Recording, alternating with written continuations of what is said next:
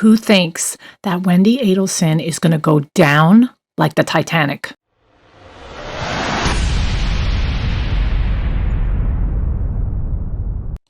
It is so fun doing my own investigation, and I love all of you and everything you guys have been saying about the Dan Markel murder case, especially the guilt of Wendi Adelson. And I just finished listening to the Rivera interrogation, and let me tell you, I pulled things out and put it together, and it's like wrapped up in a present with a big bow on it, and you need to hear this.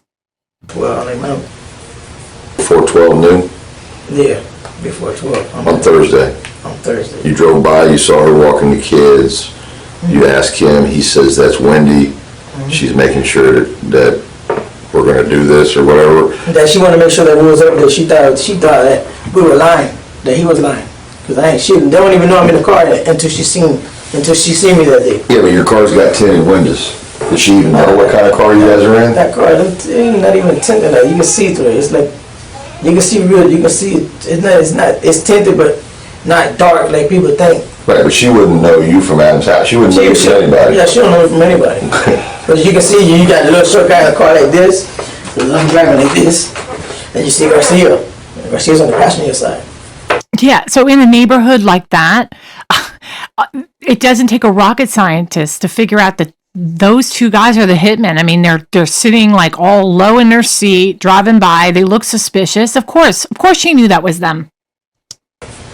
You know, so she looked and then he looked. Like, you know, that's what caught my attention. Like, what's up with this lady looking at the car? She didn't know she wanted to make sure that we was up here. I guess Katie had told him everything.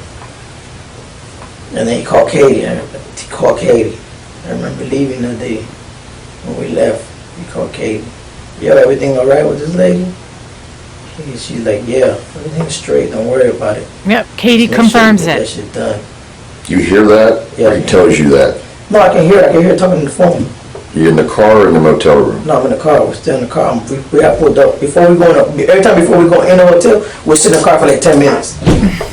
We just don't go in because I'm sitting down like, yo, you see that camera right there? You know, it's facing that way. You see that one over there? Yeah, man, how you see all this shit? I said, because look at that camera over there, man.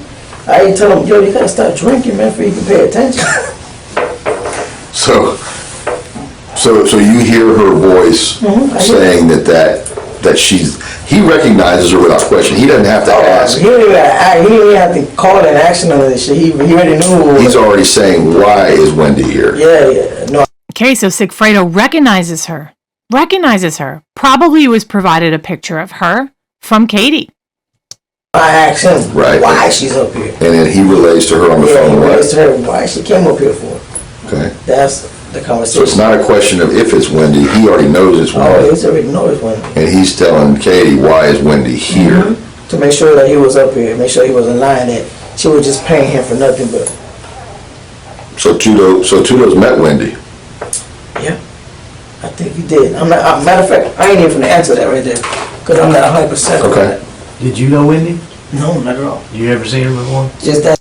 That's unreal. Just unreal. Like, why else would he say anything different if he didn't know?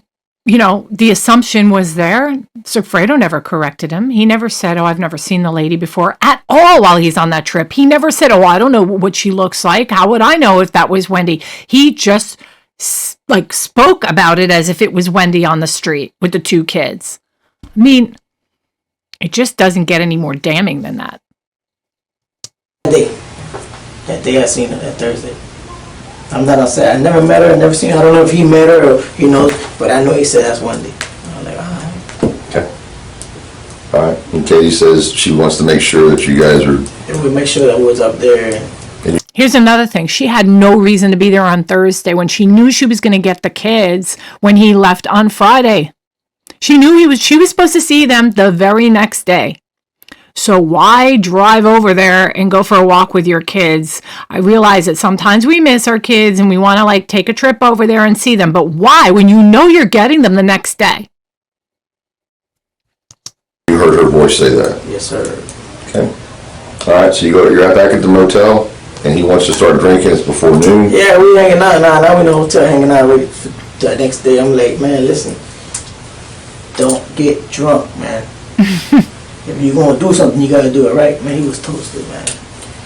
Wake up in the morning, first thing he does, chug. I was taking a shower, like, don't tell me you're drinking, man. Man, I'm only taking a shot. Everything gonna be all right.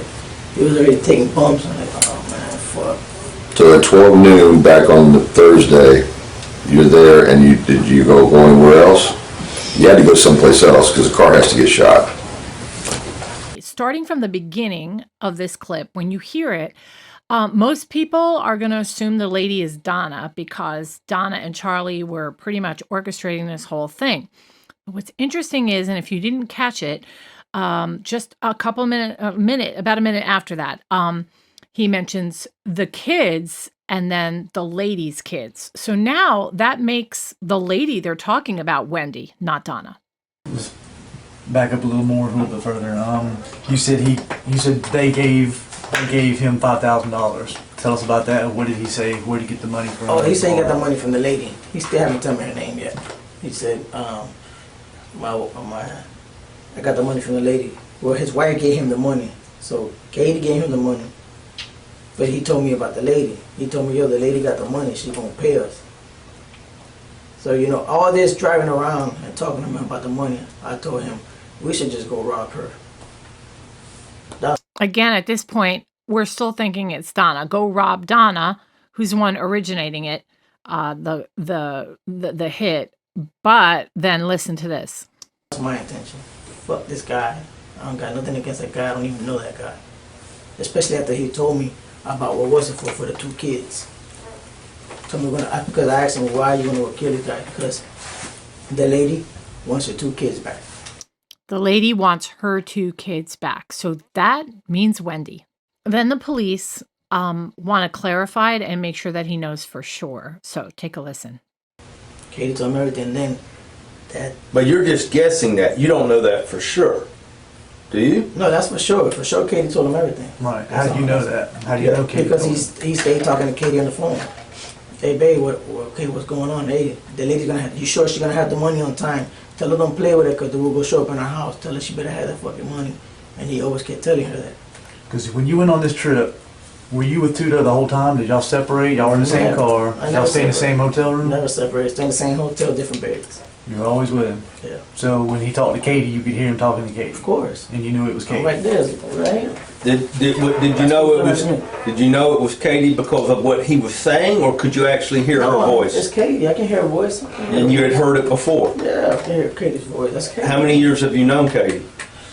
I know Tuto my whole life. Katie, I probably like 5, 6 years, 7 years around. I don't know. Katie, I just met her because of Sigfredo. Okay, so he knows who Katie is, and he's basically saying here that it wasn't just, when you sit next to somebody and they're on the phone, you can easily tell somebody else, yeah, that's what that person said, because the person next to you is telling you that's what they said, but he actually heard her saying it. So he actually knew this girl's voice and he heard her saying it. I was still, my mind was like, for some kids, are we going to kill this guy for some fucking kids? Are you serious? Why can't she just get full custody? Louis, were you hired by Garcia to do the job? Yeah, Garcia paid me. I know, but were you just a ride-along, or were you actually going to be the trigger man? I don't know why he paid you so much money for a ride. I was just a ride-along. He goes, come with me, and then as we're going, at one point he tells me, you should go in there and kill him. Okay, so he's saying to them, you're going to kill him for some kids? Why can't she just get custody? Well, they can't be talking about Donna there because Donna is not going to get custody if Wendi is alive. So the only person that they could be talking about is Wendi. Let me add something to this also. So actually, there is some level of humanity in Luis Rivera. The reason why I think that is because he talked about the fact that him and Sigfredo, they've known each other for so long. They've been good friends. And, he was the one who was hesitating to do this crime. Like, he was thinking, this is not to say that Rivera is not a criminal, because he is, but he was very upfront about that. He just robs people. That's what he does. He robs people. He's not into the whole killing, especially the whole thing with kids really, really bothered him, as it would bother probably if you took all the criminals in the world. More than half would tell you they don't want to do anything that involves kids. So I have respect for him for that. But also, he grew up with Sigfredo and knew that Sigfredo was a very conflicted person and was very caught up and whooped on Katie Magbanowa, because he was basically saying, she's forcing me to do this, and if she does not get her way, I'm going to lose her. I'm not going to get her back. So Sigfredo has like major animosity for Katie and blames her for this whole thing. Even though there's a lady involved here that, which you can easily say that it's Donna, but I mean, there's a couple things in this interrogation that makes it sound like it's Wendi too. And that could just be like, that trickling off. Wendy's influence is trickling into Donna, and maybe it really was, the lady is really Donna. But even at the very least, it's obviously a lot of this is coming from Wendi. She is the one with the 2 kids, and I don't think, in fact, I know that no grandmother would go to this much trouble and arrange for this and take the risk of having her grandchildren not have their father, making their father disappear without the blessing of Wendi. If it doesn't make sense, it's not true. But Luis Rivera, he's a criminal who eventually got busted for something that he really didn't want to do and would not normally have committed a crime like this. And actually, Sigfredo, he's just a putz who was whooped on his girl and made a huge mistake. So the 2 of them I'm the least disappointed in them. So listen to Luis Rivera making a whole lot of sense right here. Take a listen. You're either gonna leave her or you're gonna be with her. Like, she got your head all messed up. She made you go do this shit. You know what I'm saying? That's like saying she really didn't give a fuck. Because she made you do something that you weren't even supposed to do, man. That's your wife, and she's supposed to take care of you. I used to tell him stuff like that. And I got into argument. I argued with him a couple of times. Like the first night we came down, I argued with him back in my alley. I'm like, man, fuck this. We argued, whatever. He left. Then he called me, and then we met up. We went to the bar. And I'm like, I was frustrated. I even woke up one day. I was in my house drinking. I ain't tell you this though. I was in my house drinking one day, and I was so mad. I was thinking about the murder, and it was just hitting me. And then he came to my house. Jessica called him, yo, come over here and calm this nigga down. I don't know what's wrong with him. He came and told me, chill out, man. Stop thinking about that shit. I said, man, it ain't even that, man. Like, I ain't do it. How the fuck can you walk around here like that? Something that you did and you got here, like everything is all right. I couldn't sleep. I kept thinking about that man and the kids. Like, it really hurted me, man. It really do. Yeah, I mean, you can hear the compassion. You can hear the human nature of most of us would not be able to sleep at night, and he's pointing out how this is so wrong. And he's not such a bad guy. I mean, it's horrible that he took part in this, but without Sigfredo and all this other nonsense and the evil Adelsons, this guy would have never been involved in this. And I think he was just actually helping his friend out and realizing and trying to stop it too. He was trying to stop it. He gave him warnings, this isn't worth it. Let's get out of here. Okay, so at this point in the interrogation, they have had a failed attempt at this murder, and they decide to come back to Miami. And I was listening to him in this interrogation, and he's just so raw and so honest. And I'm just the most honest person so far in this entire case. as he's mentioning about how Katie decided to go talk to the dentist. He asked him who the dentist was. It appears he doesn't even know that the dentist's name is Charlie, and it's just, he's just given information in the most honest, raw way. I just want to back up just to hear. You said a while ago when him and Katie always had him messed up and stuff. What was Katie doing? I mean, you said somebody she was going seeing somebody. Oh, and so stuff. you go see the dentist? Who's the dentist? Tell us about that. I don't know his name. I don't know his name, but the only way I knew his name, I guess, when I used to talk to my wife, she'd be like, she's with a dentist. And I'm like, oh, this mother. I already knew she was fucking the dentist. He ain't told me his name, but I couldn't remember. Right now I remember his name because it just came to my mind. But at that point, he'd be like, this bitch over here cheating on me. We used to work together. We left the job one day. When we left work, we went to a restaurant. So Sigfredo, he's all like, messed up because he's in love with Katie and has kids with Katie and doesn't want to lose her. And she's cheating on him with the dentist. And he's just doing everything Katie wants so he can get her back. Well, we coming over here for you now because she's over here cheating with me with the dentist she's working with. I'm like, damn. Now it's like the first time that he told me, like, that's fucked up. And you over here stalking this hoe. Like, come on, you're not an ugly guy, man. You go get whatever you want. Like, leave her, but I know he wanted to get the car and smash right through him. Like, yo, I'll get off the car if you're going to do all that stupid shit. If you want to run the car into that restaurant, I'll get off the car. He was that jealous of her? He was jealous. Real jealous. He's real jealous about Katie. But he didn't do that, though, did he? Nah, of course not. I think I wouldn't even be here. I think he would have been in jail. I mean, he never approached that dude or anything like that, right? No. He never did that to Never. him? Never. I know he told me that the guy looks like him a little bit. How the fuck the guy look like you, man? Charlie No, doesn't that's what look he told me once. anything like Sigfredo Garcia. What do you think? I don't think they look anything alike. And I mean, I know some people think that Charlie Adelson is good looking, but I would say Sigfredo Garcia takes the cake on this one. Okay, so now here they are talking about the second trip. And he was hesitating, did not want to go. In fact, when Sigfredo said, hey, we're going to rent another car and go back, Louis is like, man, he's really serious about this. Okay, so here he is questioning about that. Louis, was there any discussions at that point, you may have already said, about how much money you were going to get paid for taking this trip?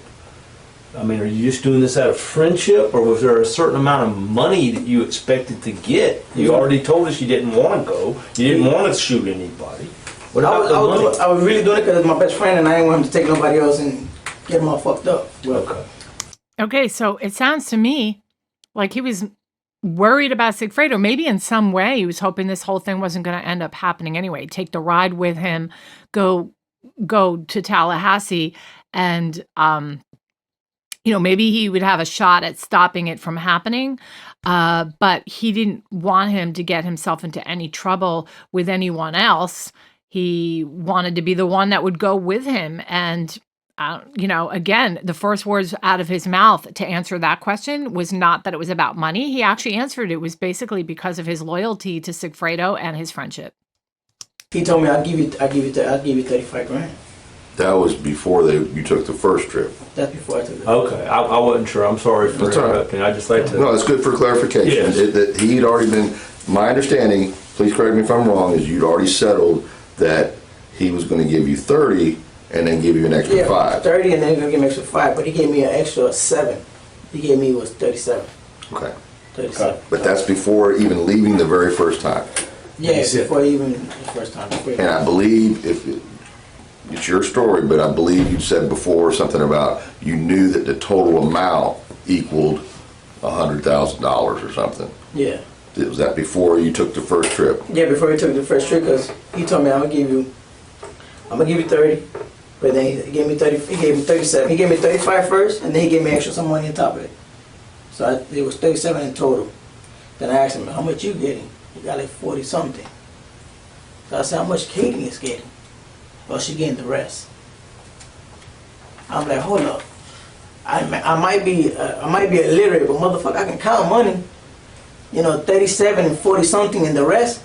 Nah, she getting more than 50. She getting more than 60 something grand in her pocket. And she didn't have So to that do means there was more squat. money, because, you know, me being in prison in Coleman, I'm hearing about her. Oh, she getting a new car. This guy getting a new car. And I'm like, man, how is he getting all this if this nigga ain't working and she ain't doing shit but fucking his dentist? So the dentist buying her car. She buying a car. She had already spent all his money. He don't have the money. He spent $5 grand on a Nissan Maxima. He spent $2,800 on a Monte Carlo. Okay, so look, I'm not suggesting that Sigfredo Garcia didn't have his own motive for doing it. I mean, the money's nice, right? And this is what he's a crook. He steals for money. But I wanted to just point this out because he said so many times in this interrogation, and I didn't play the whole interrogation because most people have heard this already, and I don't want to repeat information that's all over YouTube. I'm just trying to show some key moments and make comments that I want to make. But if you've heard this entire interrogation before, it's all over the place that he did not want to do this crime and that he was trying to convince Sigfredo that it wasn't worth it to do this for a girl that's cheating on you with the dentist. I said, why you gonna go buy coke if I sell coke? You know what I'm saying? So I'm like, you need coke, I'll give it to you too, though. It feels weird saying this because we're talking about drugs and stealing and murder and all that. But I mean, in that world, he was a good friend to Sigfredo, clearly looking out for him, clearly trying to steer him in the right direction. Obviously it's really bad to do drugs, but he was even saying, don't buy from anybody else or get any other drugs, but from me. I mean, I know it's twisted, but I'm just wanted to point it out. So here is the big moment, the real big moment, right? So they're on the second trip. They were doing cocaine all night long on the Wednesday night. And Thursday morning, they get up and they go to scope out the house. And that's when they see Wendi. Take a listen very carefully. I want to sleep the next day. It was Thursday. The next day we drove around there. I went around the block. I went around the block to the other park behind his house. He said, pull in here real quick. Let me go see if he's home. So we pulled in. He walked over there. He looked, came back. He's like, go around the house. He said he seen something, but he wasn't too sure if it was somebody. So when I go around the front of the house, that I come back like this. So I'm driving this way. Wendy's walking this way with the two kids. So I'm driving. Before I get to the bump, I'm looking to my rearview mirror and I ask Garcia, man, what's up with this lady? Why is she looking so much? He's like, oh, that's that lady. That's Wendi. I'm like, oh, that's her name. Okay. So there is no hesitation in there at all. No hesitation at all. He's basically telling these guys that Sigfredo confirmed it as if he had seen maybe a picture of her or he was told she would be there. I mean, there's just no other explanation for it. There really isn't. I said, well, so, you know, I'm like, okay, I seen the two kids. I said, what's she doing up here? What is she doing up here? Oh no, that she came to make sure that everything's all right because he's leaving out of town tomorrow. So it's got to get done tomorrow morning before he leaves. I'm like, all right, we leave. Can you imagine if Dan was still here? If we could have confirmed that on that Thursday she had come by to see the kids and maybe take a quick walk with them. That would not be unheard of. And she was in such a bad place with Dan that she wouldn't have gone inside to visit kids. She wouldn't go inside his house.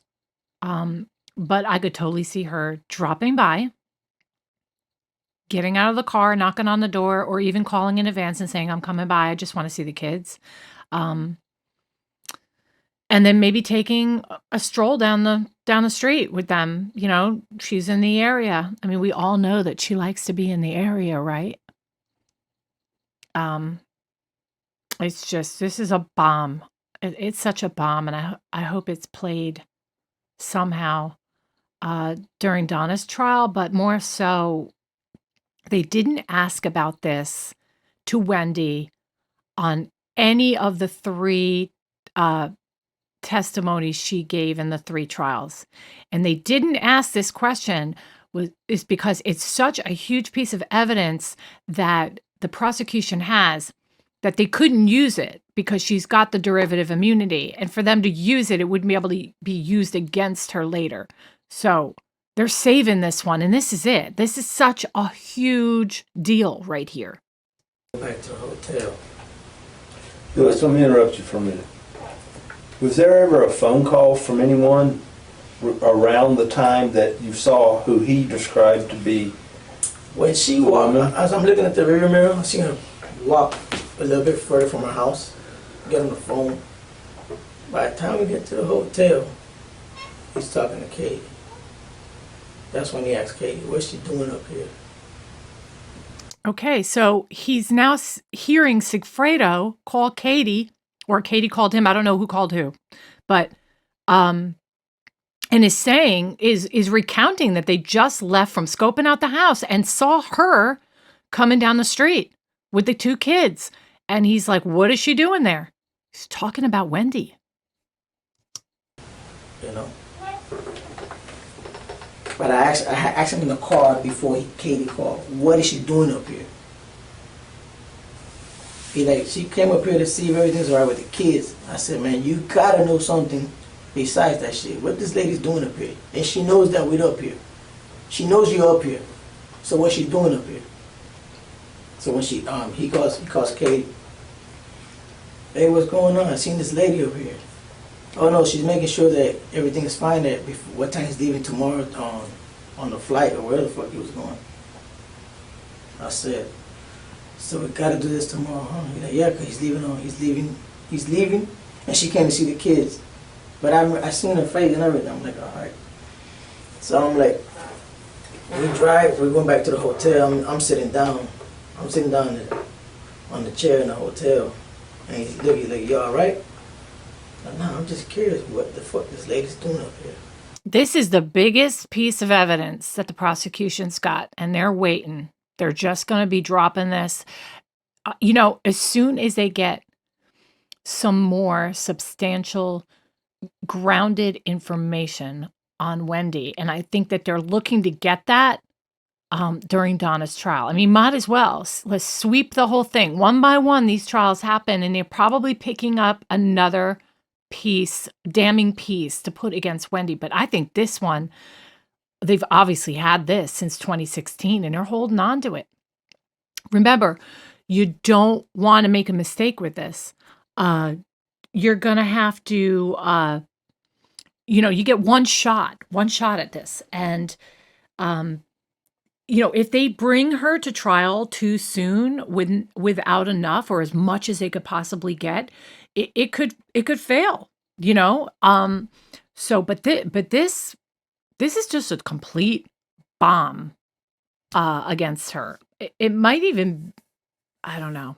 The drive-by is pretty bad. So hey, listen, the drive-by video I did, you need to watch it.